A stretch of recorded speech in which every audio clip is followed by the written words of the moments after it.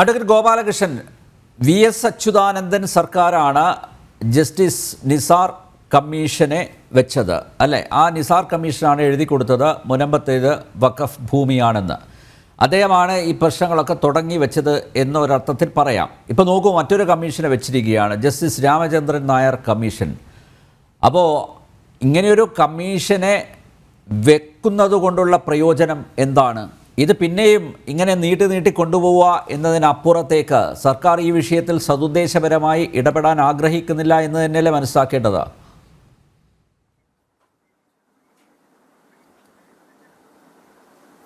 ഒരു സംശയവുമില്ല, ഭൂമി കയ്യേറ്റക്കാരെ സംരക്ഷിക്കുക. കയ്യേറ്റക്കാർ എന്ന് പറയുന്നവരാര്? വഖഫ് സംരക്ഷണ സമിതി പറയുന്നു, പാവപ്പെട്ട ഈ ക്രിസ്ത്യൻ മത്സ്യത്തൊഴിലാളികളാണ് കയ്യേറ്റക്കാർ. അവർ 2022 വരെ നികുതി അടച്ചവരാണ്. ഞാൻ ഈ മുനമ്പം പ്രദേശത്ത് പോയിരുന്നു. മുനമ്പം പ്രദേശത്തെ ഓരോ വീട്ടിലും പോകുമ്പോഴും അവർ നികുതി അടച്ച കടലാസ് എന്നെ കാണിച്ചു തന്നു. 2022 വരെ ഈ കേരളം ഭരിച്ചത് ഇടതുപക്ഷവും വലതുപക്ഷവുമാണ്. 2016 മുതൽ ഈ 2024 വരെ കേരളം ഭരിച്ചുകൊണ്ടിരിക്കുന്നത് പിണറായി സർക്കാരാണ്. 2021-ലും 2017-ലും 18-ലും 19-ലും 20-ലും 21-ലും 22-ലും കയ്യേറ്റക്കാർക്ക് നികുതി അടയ്ക്കാൻ അവസരം ഉണ്ടാക്കി കൊടുത്തത് പിണറായി സർക്കാരാണോ? ഭൂമിയുടെ നികുതി അടച്ച ആളുകൾ അവർ ലാൻഡ് ഓണേഴ്സാണ്. ലാൻഡ് ഓണേഴ്സിന് മാത്രമേ നികുതി അടയ്ക്കാനുള്ള അവകാശമുള്ളൂ. അവിടുത്തെ പാവപ്പെട്ട ഇന്ന് സമരം ചെയ്യുന്ന തൊഴിലാളികൾ അവർ 2022 വരെ നികുതി അടച്ചവരാണ്. അപ്പോൾ അവരാണല്ലോ ലാൻഡ് ഓണേഴ്സ്. ഒന്നാമത്തെ ചോദ്യം, ലാൻഡ് ഓണേഴ്സിൻ്റെ അവകാശം സംരക്ഷിക്കലല്ലേ ഒരു ഗവൺമെൻറ്റിൻ്റെ ചുമതല? അല്ലാതെ ലാൻഡ് ഓണേഴ്സിനെ സംശയത്തിൻ്റെ മുനമ്പിൽ നിർത്തിക്കൊണ്ട് അവർ യഥാർത്ഥ ഉടമസ്ഥരാണോ എന്ന് അന്വേഷിക്കാൻ വീണ്ടും ഒരു കമ്മീഷൻ വെക്കലാണോ ഒരു സർക്കാർ ചെയ്യേണ്ടത്? വഖഫ് ബോർഡുമായി ബന്ധപ്പെട്ട് അതിൻ്റെ ചെയർമാൻ, അയാൾ എൻ്റെ കൂടെ തൃശ്ശൂർ കോടതിയിലെ വക്കീലായിരുന്നു. നേരത്തെ PSCയുടെ ചെയർമാനാണ്. പാലോള് മുഹമ്മദ് കുട്ടിയുടെ അനന്തരവനാണ്. സക്കീർ എന്നാണ് അദ്ദേഹത്തിൻ്റെ പേര്. അദ്ദേഹം മുറി ഉണ്ടായാൽ മുറിച്ചാൽ മുറി കൂടാത്ത കമ്മ്യൂണിസ്റ്റ് മാർക്സിസ്റ്റ് പാർട്ടിയുടെ നേതാവാണ്. ആ CPM നേതാവ് പറഞ്ഞത്, തൽക്കാലം ഞങ്ങൾ ഒഴിപ്പിക്കുന്നില്ല എന്ന് പറഞ്ഞാൽ ഞങ്ങൾ പിന്നെ ഒഴിപ്പിച്ചോളാം. ആരെ? ഈ പാവങ്ങളെ. ഞാൻ ചോദിക്കുന്നത് റെജി ലൂക്കോസിനോട്, ഈ പ്രശ്നങ്ങൾ ശാശ്വതമായി പരിഹരിക്കണോ വേണ്ടയോ? റെജി ലൂക്കോസിൻ്റെ വഖഫ് ബോർഡിലെ അംഗമല്ലല്ലോ, മാർക്സിസ്റ്റ് പാർട്ടിയുടെ സഹയാത്രികനാണ്, മാർക്സിസ്റ്റ് പാർട്ടിയുടെ അംഗമാണ്. ഞാൻ റെജി ലൂക്കോസിനോട് ചോദിക്കുന്നത്, വഖഫ് നിയമം, ആ നിയമവുമായി ബന്ധപ്പെട്ട് ഇതിനു മുമ്പ് ധാരാളം ഭേദഗതികൾ വന്നിരുന്നു.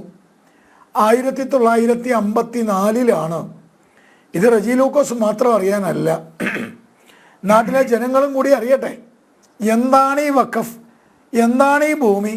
ഇതൊക്കെ ജനം പല പ്രാവശ്യം പറഞ്ഞിട്ടും, ജനം എന്ന് പറയുന്ന ഈ മീഡിയ പല പ്രാവശ്യം പറഞ്ഞിട്ടും പലർക്കും അറിയില്ല. ഇനി റെജി ലൂക്കോസിന് അറിയുമെന്ന് എനിക്കറിയില്ല. റെജി ലൂക്കോസ്, എൻ്റെ ചോദ്യം ഇതാണ്, ഈ വഖഫ് നിയമം ഇരുമ്പൊലക്കയല്ല, ഭരണഘടന ഇരുമ്പൊലക്കയല്ല. ഭരണഘടനയിലും മാറ്റങ്ങളുണ്ട്. 113 വരെ ഭേദഗതികൾ, എത്രയാ കൃത്യമായിട്ടുള്ള ഭേദഗതി വേണമെങ്കിൽ നോക്കിക്കോളൂ എത്രയാണെന്നുള്ളത്. അപ്പോൾ ഈ ഭേദഗതികൾ ഭരണഘടനയിൽ വരുന്നത് എപ്പോഴാണ്? ഭരണഘടന തയ്യാറാക്കിയ സമയത്തുള്ളതിൽ നിന്ന് വ്യത്യസ്തമായിട്ടുള്ള സാഹചര്യങ്ങൾ ഉണ്ടാകുമ്പോഴാണ് നമ്മൾ ഭരണഘടനാ ഭേദഗതി വരുന്നത്. അതേപോലെ വഖഫ് ബോർഡിനും വഖഫ് നിയമത്തിനും 1954-ലെ വഖഫ് നിയമത്തിനും ഭേദഗതി ഉണ്ടായി. അതാരാണ് ഭേദഗതി ഉണ്ടാക്കിയത്? 1995-ൽ കോൺഗ്രസ് സർക്കാരാണ് ഭേദഗതി ഉണ്ടാക്കിയത്. അതിൻ്റെ അടിസ്ഥാനത്തിലാണ് 32 ബോർഡുകൾ നിലവിൽ വന്നത്, സെൻട്രൽ വഖഫ് കൗൺസിൽ നിലവിൽ വന്നത്. അത് പിന്നെയും ഭേദഗതി കൊണ്ടുവന്നു. അതാരാ കൊണ്ടുവന്നത്? കോൺഗ്രസ് ആണ്. ആ കോൺഗ്രസ് സർക്കാരിനെ CPM പിന്തുണച്ചതാണ്. 2013 സർക്കാരിനെ പിന്തുണച്ചിട്ടില്ല, ഞാൻ സമ്മതിക്കാം. പക്ഷേ ശാരീരികമായി പിന്തുണച്ചില്ലെങ്കിലും മാനസികമായി പിന്തുണച്ചതാണ്. അപ്പോൾ റജി ലൂക്കോസ് പറയുന്നത് അന്ന് എന്തുകൊണ്ട് മിണ്ടിയില്ല, അന്ന് ഞങ്ങൾ മിണ്ടിയോ ഇല്ലയോ എന്നുള്ളതല്ലല്ലോ ചർച്ച. ഇന്നത്തെ ചർച്ച എന്താ? ഇന്ന് ഞങ്ങൾ മിണ്ടി, ഇന്ന് ഞങ്ങൾ ഈ 2013 നിയമത്തെ മാറ്റം വരുത്താൻ ആഗ്രഹിക്കുന്നു. അല്ല, ഒരു മിനിറ്റ് ഞാൻ പറയട്ടെ, എന്നിട്ട് ചിരിക്കാം. അപ്പം അങ്ങനെയാണല്ലോ സാധാരണ, കാലാകാലങ്ങളിൽ മാറ്റങ്ങൾ വരുന്നു. എന്നാൽ പിന്നെ 101-ാമത്തെ അമെൻമെൻറ്റ്, 102-ാമത്തെ അമെൻമെൻറ്റ് വേണ്ട, 1975 ഇന്ദിരാഗാന്ധി കൊണ്ടുവന്ന മതേതരത്വം അതെന്തുകൊണ്ട് ജവഹർലാൽ നെഹ്റു കൊണ്ടുവന്നില്ല എന്ന് നിങ്ങൾ ചോദിക്കുന്നത് പോലെയല്ലേ? അപ്പോൾ ഇപ്പോൾ വഖഫ് ബോർഡിൽ അമെൻമെൻറ്റ് വന്നു. ഈ ഭേദഗതി വഖഫ് ബോർഡിന് വിരുദ്ധമാണോ? വിരുദ്ധമല്ല. ന്യൂനപക്ഷങ്ങൾക്ക് വിരുദ്ധമാണോ? വിരുദ്ധമല്ല. വാസ്തവത്തിൽ വഖഫ് ബോർഡുമായി ബന്ധപ്പെട്ട എല്ലാ കാര്യങ്ങളെയും സംരക്ഷിക്കാനാണ് ഈ നിയമം. ഞാൻ ഈ നിയമത്തിലെ പ്രധാനപ്പെട്ട ഏതെങ്കിലും ഒരു വകുപ്പ് ന്യൂനപക്ഷ വിരുദ്ധമാണ്, സാധാരണ ന്യൂനപക്ഷങ്ങൾക്ക് വിരുദ്ധമാണ് എന്ന് റജി ലൂക്കോസിന് ചൂണ്ടിക്കാണിക്കാൻ പറ്റുമോ? പ്രധാനപ്പെട്ടത് 3I, പ്രധാനപ്പെട്ടത് 3R, പ്രധാനപ്പെട്ടത് 40. അതിൽ ഏറ്റവും പ്രധാനപ്പെട്ടതാണ് 1995 ഏറ്റവും വലിയ ഒരു പ്രധാനപ്പെട്ട വിഷയമായിരുന്നു സെക്ഷൻ 40. സെക്ഷൻ 40 പ്രകാരം ഏതെങ്കിലും ഒരു പ്രോപ്പർട്ടി അത് റീസൺ ടു ബിലീവ്, നമ്മളങ്ങനെ കേട്ടിട്ടില്ല റീസൺ ടു ബിലീവ്. ആ റീസൺ ടു ബിലീവിൽ വഖഫ് ബോർഡിൻ്റേതാണ് എന്ന് വന്നാൽ വഖഫ് ബോർഡിൻ്റെ അനുവാദം വേണം. അത് ആ പ്രോപ്പർട്ടി വഖഫ് ബോർഡിൻ്റെ അല്ല എന്ന് വരണമെങ്കിൽ അതവർക്ക് റീസൺ ടു ബിലീവിൽ അത് വഖഫ് ബോർഡിൻ്റെ ആണെന്നുള്ള അവകാശം ഉന്നയിക്കാം. ആ അവകാശത്തിൽ കൊടിയൊഴിപ്പിക്കാം. ആ അവകാശത്തിൽ പിന്നെ ആർക്കെങ്കിലും പരാതി ഉണ്ടെങ്കിൽ ട്രിബ്യൂണലിൽ പോകണം. ട്രിബ്യൂണലിൽ പോയിട്ട് വല്ല കാര്യമുണ്ടോ? ട്രിബ്യൂണൽ മുഴുവനും അവർ തന്നെ. ഇതിനാണ് ആകെ പ്രധാനപ്പെട്ട മാറ്റം വന്നിരിക്കുന്നത്. പിന്നെ ഗവൺമെൻറ് പ്രോപ്പർട്ടി, ആ ഗവൺമെൻറ് പ്രോപ്പർട്ടിയുമായി ബന്ധപ്പെട്ട വിഷയത്തിൽ ഡിസ്ട്രിക്ട് കളക്ടർക്ക് അധികാരം കൊടുത്തു. നമ്മുടെ നാട്ടിലെ പല കാര്യങ്ങളും ഡിസ്ട്രിക്ട് കളക്ടറല്ലേ അധികാരമുള്ളത്. ഇനി മൂന്നാമത്തത് ഗവൺമെൻറ് പ്രോപ്പർട്ടിയാണോ അതുപോലെ വഖഫ് പ്രോപ്പർട്ടിയാണോ? 95-ലും 2013-ലും അനുസരിച്ച് ഗവൺമെൻറ് പ്രോപ്പർട്ടി ആയാലും അത് വഖഫിന്. എൻ്റെ പൊന്നു റജി ലൂക്കോസ്, നാണം എന്ന് പറഞ്ഞൊരു സാധനം ഉണ്ടോ? ഉണ്ടെങ്കിൽ ഈ കോൺഗ്രസ്സുകാർ ചെയ്ത തെണ്ടിത്തരത്തിനെ നിങ്ങൾ അനുകൂലിക്കാൻ പാടുമോ? എൻ്റെ ചോദ്യം ഇതാണ്. ഒരു അന്തസ്സായ സമീപനമാണ് നിങ്ങളുടേതെങ്കിൽ ഈ കോൺഗ്രസ്സുകാർ കാണിച്ച തോന്നിവാസത്തിന്, കോൺഗ്രസ്സുകാർ കാണിച്ച ഈ അപ്പീസ്മെൻറ്റിന് നിങ്ങൾ പിന്തുണയ്ക്കാൻ പാടുമോ? നിങ്ങൾ മാർക്സിസ്റ്റ് പാർട്ടിയുടെ ഒരു പാർട്ടി എന്ന് പറഞ്ഞാൽ, ഞാൻ തുറന്നു പറയുക, ഞാൻ ഈ കോൺഗ്രസിനെക്കാട്ടിലൊക്കെ ഒരു അന്തസ്സുള്ള പാർട്ടിയാണ് CPM എന്ന് വിശ്വസിക്കുന്ന. പക്ഷെ നിങ്ങൾ സമീപകാലത്ത് എടുക്കുന്നതൊക്കെ ഇരട്ടത്താപ്പാണ്. ഇപ്പം നവീൻ ബാബുവിൻ്റെ പ്രശ്നം വന്നു. നേരത്തെ ഇവിടെ നമ്മുടെ ഇദ്ദേഹം നമ്പ്യാർ ചൂണ്ടിക്കാണിച്ച പോലെ ഒക്കെ ഇരട്ടത്താപ്പാണ്. നവീൻ ബാബുവിൻ്റെ വിഷയം വന്നു. ഇവിടെ കണ്ണൂരിൽ ദിവ്യയുടെ കൂടെ, പത്തനംതിട്ടയിൽ നവീൻ ബാബുവിൻ്റെ കൂടെ. എൻ്റെ പൊന്നു ചങ്ങാതി, നാട്ടുകാർക്കൊക്കെ വിവരമുണ്ട്. പണ്ടത്തെ മാതിരി ഈ ദേശാഭിമാനി മാത്രമല്ല വായിക്കുന്നത്. രണ്ടാമത്തത് ഈ ഹേമ കമ്മീഷൻ. ഹേമ കമ്മീഷനിൽ എല്ലാവരും പറഞ്ഞു ഹേമ കമ്മീഷനുമായി ബന്ധപ്പെട്ട വിഷയം, എന്തൊരു ബഹളമായിരുന്നു. ഈ സർക്കാരാണ് കൊണ്ടുവന്നത്, ഞങ്ങളുടെ സർക്കാർ സ്ത്രീകളെ സംരക്ഷിക്കൂ. ഇന്നത്തെ വാർത്ത എന്താ? ഹേമ കമ്മീഷനുമായി ബന്ധപ്പെട്ട് ഗവൺമെൻറ്, പോലീസ്, ഈ ഭരണകർത്താക്കൾ ഞങ്ങൾക്ക് സംരക്ഷണം തരുന്നില്ല, അതുകൊണ്ട് മുകേഷിനെതിരായിട്ടുള്ള പരാതി ഞാൻ പിൻവലിക്കുക, എനിക്ക് സംരക്ഷണമില്ല. എന്തിനാണെന്ന് ഈ ഇരട്ടത്താപ്പ്? ഇത് തന്നെയല്ലേ നിങ്ങൾ മുനമ്പത്ത് പോയിട്ട് നിങ്ങൾ എന്താ പറയണേ? ഞങ്ങൾ കുടിയൊഴിപ്പിക്കില്ല. എന്നിട്ടോ സക്കീർ പറയുന്നെന്താ? ഇപ്പം കുടിയൊഴിപ്പിക്കില്ല, കുറച്ച് കഴിഞ്ഞ് കുടിയൊഴിപ്പിക്കാം. എൻ്റെ പൊന്ന്, എൻ്റെ പ്രിയപ്പെട്ട വളരെ അടുത്ത സുഹൃത്താണ് റജി ലൂക്കോസ്. വഖഫ് ഭേദഗതി നിയമം ഈ പ്രശ്നങ്ങൾ പരിഹരിക്കാനാണ്. മുനമ്പത്തെ പ്രശ്നം പരിഹരിക്കണമെങ്കിൽ വഖഫ് ഭേദഗതി ഉടനെ ഉണ്ടാവണം. വഖഫ് ഭേദഗതി പ്രകാരം റീസൺ ടു ബിലീവ് ഒന്നും അംഗീകരിക്കാൻ പറ്റില്ല. കൃത്യമായിട്ടുള്ള ഡീഡ് ഉണ്ടാവണം. ആ ഡീഡ് ഉണ്ടാവണം. അതാണ് അതിൻ്റെ പ്രധാനപ്പെട്ട അമെൻമെൻറ്റ്.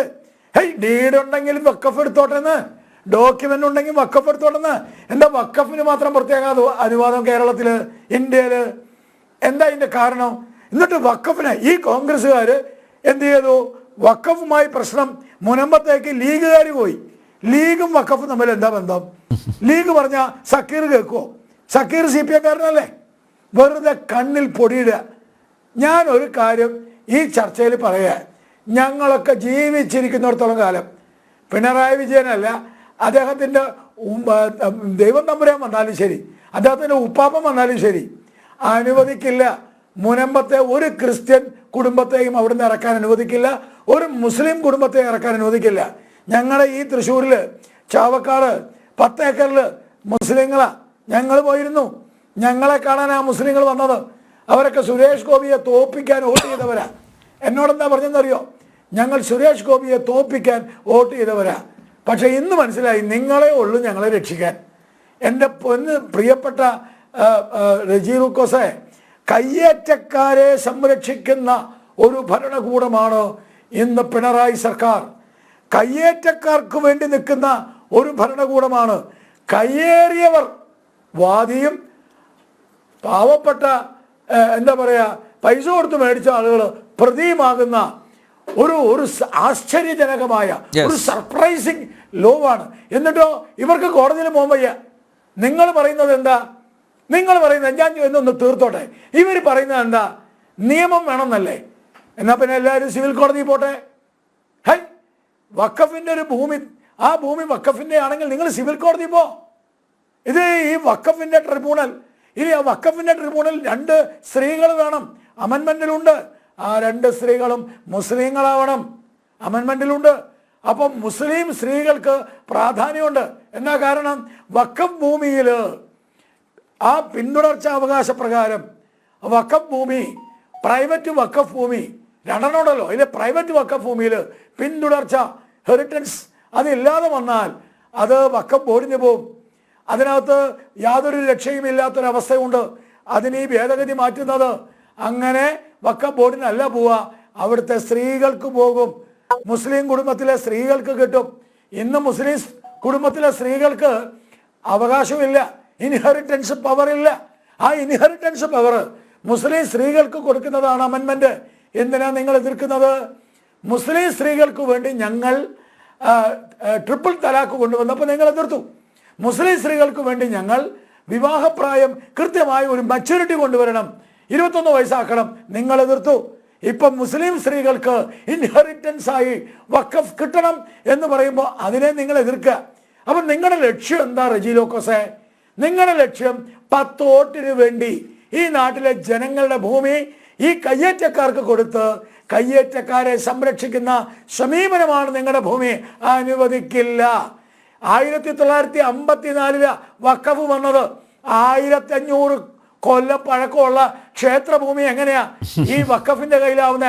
ഒറ്റ പോയിന്റിൽ ഞാൻ അവസാനിപ്പിക്കാം. The last point.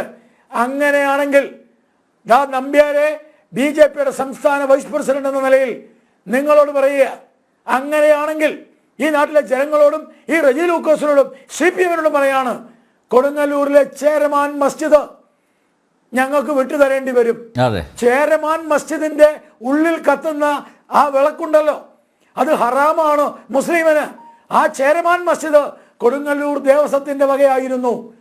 അങ്ങനെയാണെങ്കിൽ അത് കൊടുങ്ങല്ലൂർ ക്ഷേത്രത്തിന് വിട്ടുകൊടുക്കാൻ CPM പറയുമോ? എൻ്റെ ചോദ്യം. എന്താ ഒരു ഭാഗത്തിനോട് മാത്രം സംസാരിക്കുന്നത്? ഈ നാട്ടിലെ ക്ഷേത്ര സ്വത്തുക്കൾ മുഴുവനും തിരിച്ച് ക്ഷേത്രത്തിന് കൊടുക്കുമോ? കൊടുക്കണം. BJP ആവശ്യപ്പെടുന്നു. ധൈര്യമുണ്ടോ? മറുപടി പറ.